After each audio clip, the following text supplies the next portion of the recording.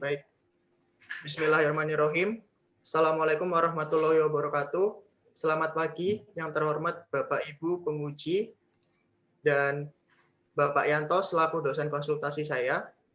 Pada kesempatan kali ini, saya akan mempresentasikan proposal tugas akhir saya dengan judul Analisis Produktivitas Kebun Kopi tahun 2016 hingga 2020 di seluruh Indonesia secara spasial, yang disusun oleh saya sendiri, Aktova Irfan Syahputra, NRP 033114000074.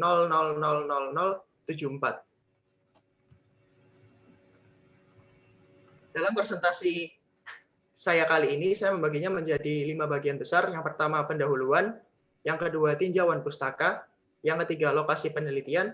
Yang keempat, metodologi penelitian. Dan yang terakhir, pelaksanaan penelitian.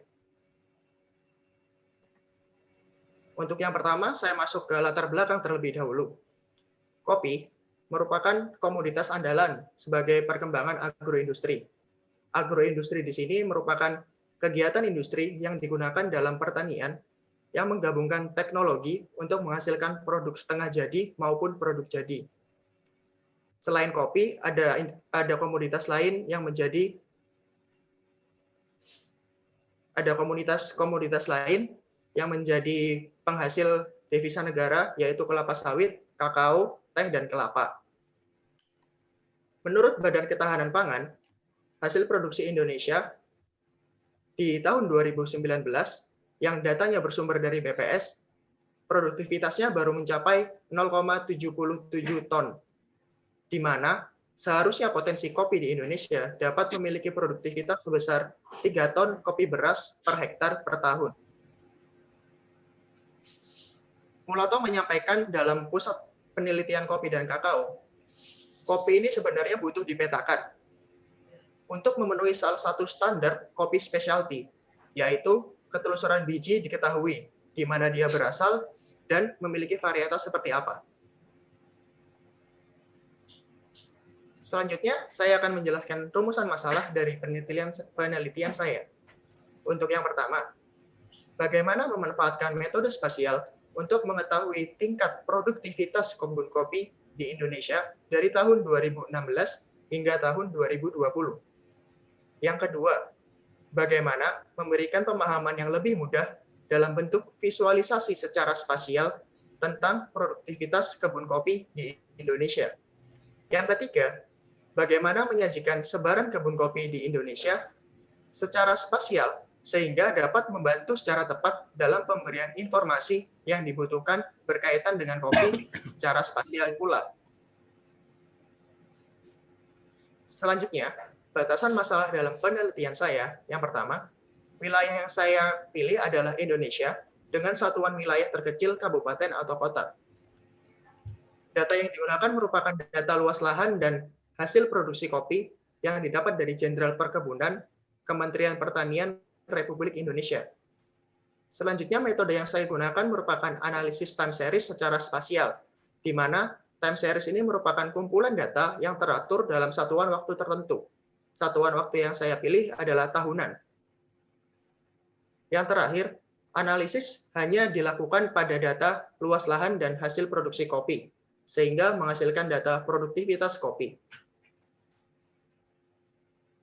Tujuan dari penelitian saya, yang pertama, mengolah dan memvisualisasi secara spasial data-data yang berkaitan dengan pertumbuhan luas dan produktivitas kopi.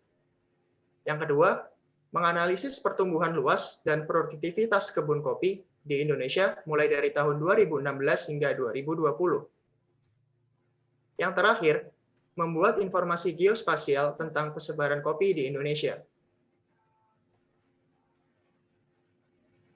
Saya harap dari penelitian ini memiliki manfaat. Saya dapat memberikan informasi mengenai pertumbuhan luas dan produktivitas kebun di Indonesia, dan juga memberikan tampilan di manakah daerah yang memiliki produktivitas tertinggi maupun terendah. Sehingga dapat membantu pemerintah untuk mengambil keputusan yang lebih efisien untuk memberikan bantuan terhadap petani kopi, dengan cara melihat spasialnya terlebih dahulu atau lokasinya terlebih dahulu. Dan yang terakhir, menjadi langkah awal untuk pemetaan dan visualisasi secara digital sebaran lokasi perkebunan kopi di Indonesia.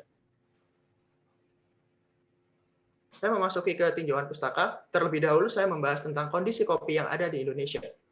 Menurut data BPS tahun 2019, Indonesia memiliki luas kebun kopi sebesar seluas 1.215.539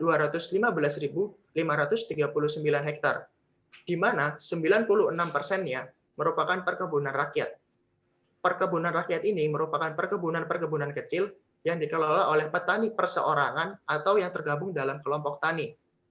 Dan sisanya baru dikelola oleh perkebunan besar swasta dan perkebunan besar negara, yang angkanya jauh lebih kecil daripada perkebunan rakyat.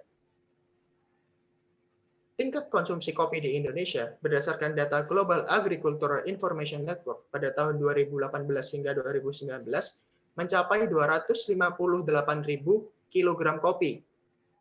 Produk ini didominasi oleh produk kopi sangrai atau kopi yang sudah matang dan minuman kopi siap saji, dan mengalami peningkatan kepada tahun berikutnya menjadi 294.000 kilogram. Memasuki produktivitas, menurut Nurmala, produktivitas merupakan kemampuan tanah untuk menghasilkan produksi tanaman tertentu. Banyak faktor yang memengaruhi, antara lain masukan, yaitu sistem pengolahan, yang kedua keluaran, hasil tanamannya, dan yang ketiga tanah, jenis, dan luasan. Salah satu yang menyampaikan tentang produktivitas lagi adalah Isyanto, yang merupakan rasio output dengan input.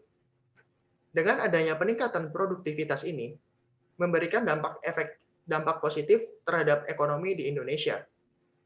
Karena kopi merupakan salah satu bidang yang menyumbang devisa negara dalam bidang perkebunan keempat terbesar setelah kelapa sawit, kakao, dan teh.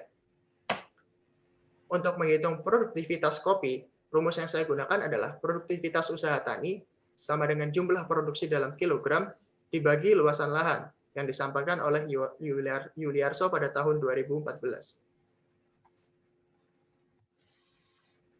Memasuki sistem informasi geografis.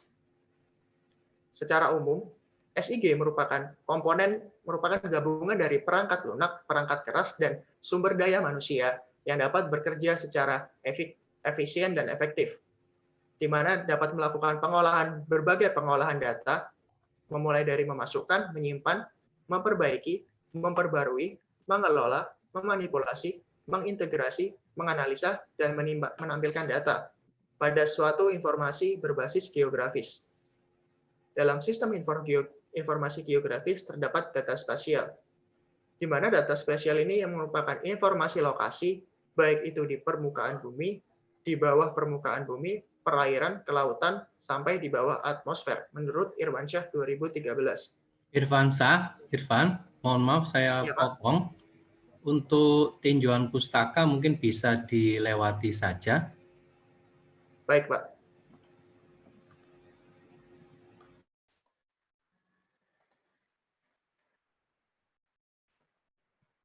Baik, saya akan melanjutkan langsung ke dalam lokasi penelitian.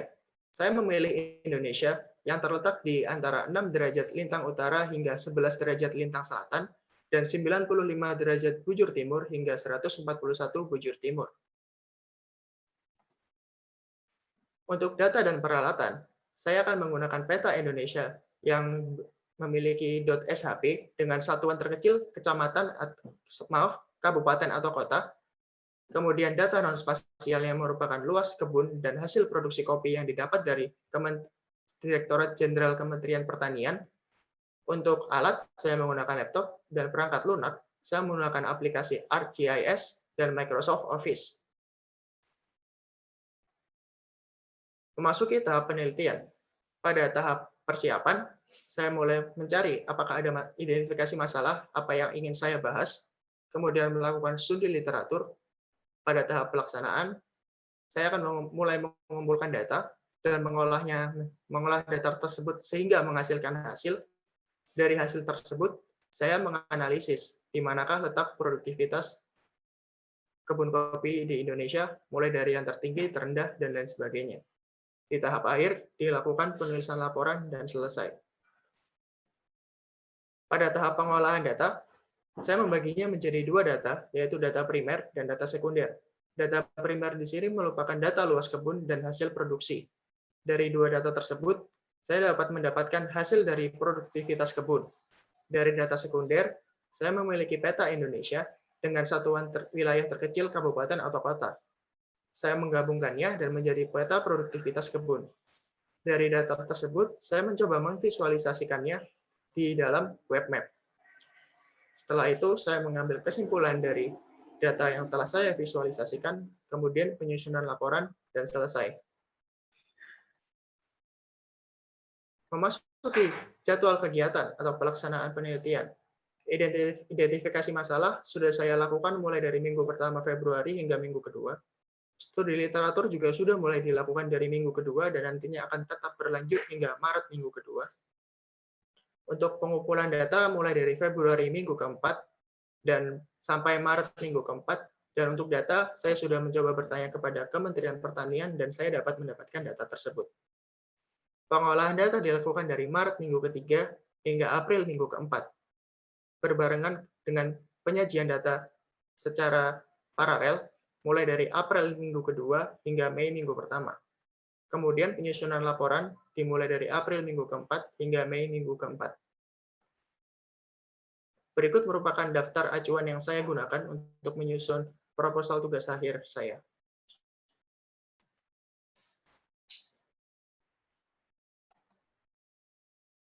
Sekian dari saya untuk presentasi proposal tugas akhir ini. Kurang lebihnya saya mohon maaf.